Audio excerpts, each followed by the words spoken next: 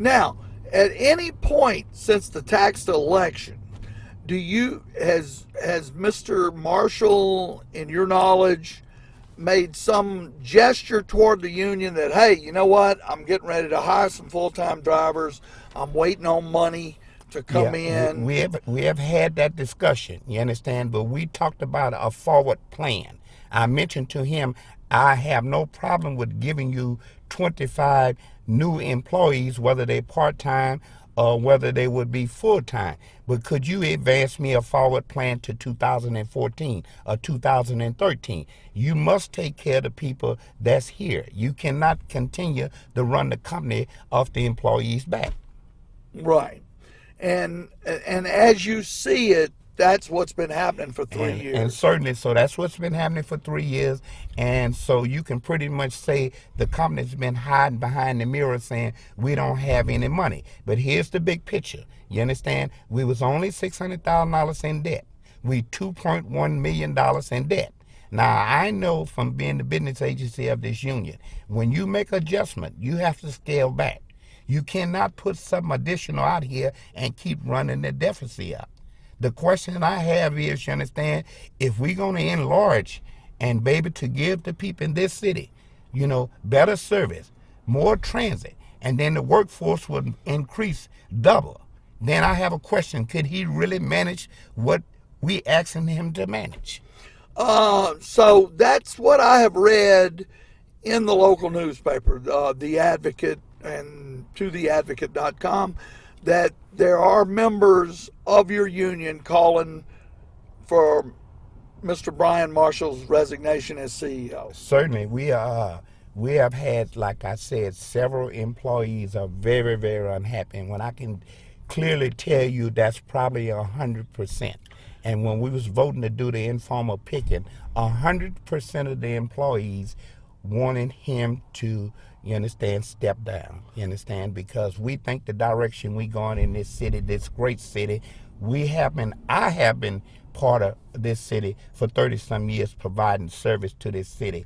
And we never had any type of problems concerning that. The only issues we ever had at CATS throughout the years, the 30 years I've been here, we come up a little short in our deficit. But since we want to grow to be mass transit and be a great city and provide great transit for the city, you understand, we need professional drivers, you understand? I'm not for sure he's the guy that we need here.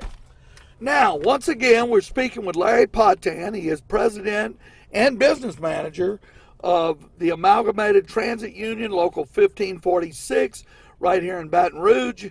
And have you said that your members voted 100% now was that to ask Brian Marshall, the CEO of CATS, to resign? And in the behalf of the business agency, I speak on the behalf of the members. They voted. That's the voice that I'm going to send out here. When I get a chance to meet with the elected officials today, I'm going to sit at the table. I'm going to listen, you understand? But as far as what the people, the employees, and the members want, then I would make it very clear to the table. So your members, is that going to be put in the form of a formal letter to No, I'm going to the meet. powers that be? I'm going to meet with the elected officials today and Mr. Brian Marshall, you understand, today, okay, to see can we resolve some of these problems and issues that we having concerning our contract and the brief that's been broken in the contract. But certainly for me to put it out at the table of what the employees, you understand, concerns are and how unhappy they are, then I'm going to bring that to the table. And you've got from what I'm hearing, Larry, and I don't want to put words in your mouth, so get me right if I'm saying something. Is there a morale problem within certainly the ranks? They are greatly, yeah, it's a morale problem. I mean, I think 3 years without a raise is enough morale problem to begin with. It's certainly a morale problem, but it's pretty awesome. And when you have to come to work and be harassed, you understand, where you drive up to the parking lot and you choose not to want to work at this place. I have had several employees resign. We talking about 20, 12, 15, 17 years of service could not take the pressure that we are receiving around here. And I have to say, as a business agency, enough is enough. And if it takes for Brian to leave, then certainly I'll be the one to speak out and say it's time for the go. There are some other business agencies that can run transit and still provide the service. And we're not going to do anything to hurt the citizens of this city. We're going to continue to work hard and provide them, transport them, and we're going to be as professional as we possibly can. And I do, as we speak, on the corner of Florida and North 22nd, I see buses pulling out, following their routes, picking people up, bringing people to school, work, wherever they're going. And once again, I want to say that we're speaking with Larry Patin, the president and business manager of the Amalgamated Transit Union Local 1546, and we're talking about with him on the situation that the members he represents are really having a hard time with the current management and the CEO, Brian Marshall. And they have called for his resignation or for him to step down, and they're looking for a new direction with the company, with this new tax that came in. And how many people, how many members did you have a month or so ago that was out knocking doors, canvassing, driving people to the polls? How many members, percentage-wise, would you say you had of your local union doing that? Over 85. 85% of your union 85%. knocking on doors, canvassing, Yeah. trying to get people out to vote. Right. And it was successful. It was successful. Larry's phone's going off. So anyway, like I said, we're speaking with Larry Patin, president of the Amalgamated Transit Union Local 1546. Larry, you're going to meet with Brian Marshall, the CEO of the company, tomorrow. There's a meeting set? It's a meeting set today. Today? Today. Okay. Just give me a checklist of give me the top 5 major issues you're going to bring up today. The top 5 major issue is, you understand, how do we move forward with this company without breaking the brief in the contract? You understand? No job is secured, but the company don't have the right to take the employees' benefits, you understand, without negotiating. We want to sit and advance something to 2014 for the employees, you understand, that's in place. We also want to make sure that our pension are secure for our future, you understand. No one can work when they get old. That's the purpose of having a pension, you understand. We certainly have health insurance, and we pay more than the percentage of the health insurance. So everything we do at CATS, we fund it as the employees.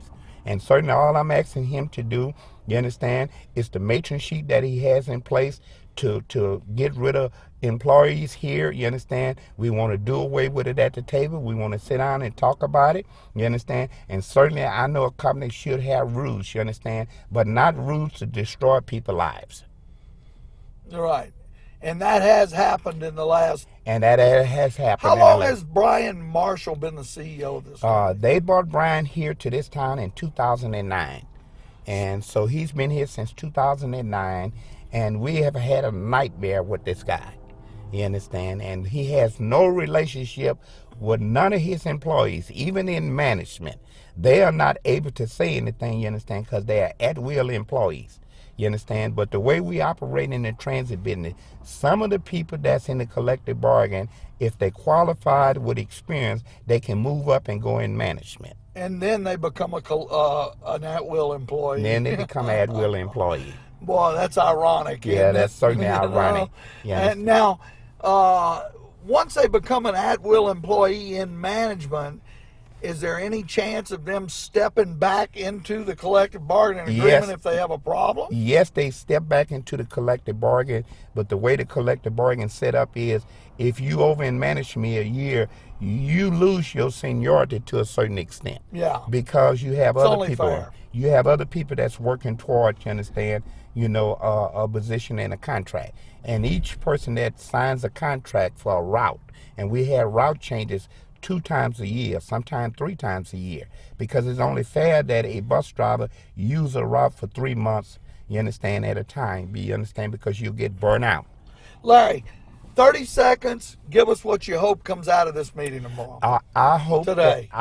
that me and the CEO can sit here, put something in writing, solidify the contract, you understand, and hopefully that he won't break a violation where I would take him to arbitration. I want it in writing, you understand, and I want the matron sheet to be out of the door. The matron sheet has to go. Well, real quick, what is the matron sheet? The matron sheet is something that they use in Chicago Transit, you understand, giving a work rule for an employee, and it doesn't line up with our contract. How about Chicago's contract? Because that's a highly unionized town. Yeah, but their labor agreement, you understand, is one of the reasons why Brian is not there.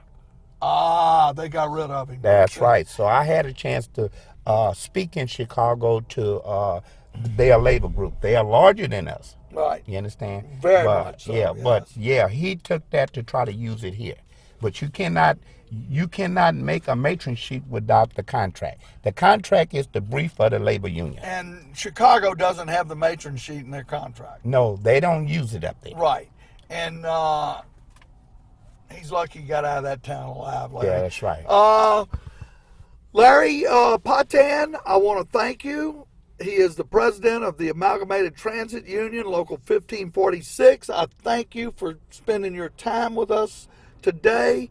And I'm Michael D. Day, and we are broadcast on WHYR 96.9. We're Baton Rouge Labor Radio. Maybe I've done that backwards, Larry. And you can pick up our rebroadcasts, especially this show. This show will be rebroadcast on Facebook at Local Union number 198. Baton Rouge Local Union 198. Number 198, or you can go to YouTube at www.youtube.com/Baton Rouge Labor Radio. And once again, I want to thank Larry Patin for being with us, and I wish you the best of luck in your negotiations, Larry. Thank you. And I know, are you going to ask him for a raise? Are you going to hit him for a raise? No, not at this point. It's too much Too early. with the tax, and we are concerned about the people that use the transit in the city and You want growing. to keep them going to work. Yeah, we certainly don't want that to be an issue. It's never been an issue at the table. It's only dealing with the brief and the violations in the contract. There you go. Larry, we got to let you go at that. We got to leave it there. And we do have a saying on Baton Rouge Labor Radio that I'm sure you won't disagree with. If you work for free, you'll always have a job. Live better, work union. Have a nice day.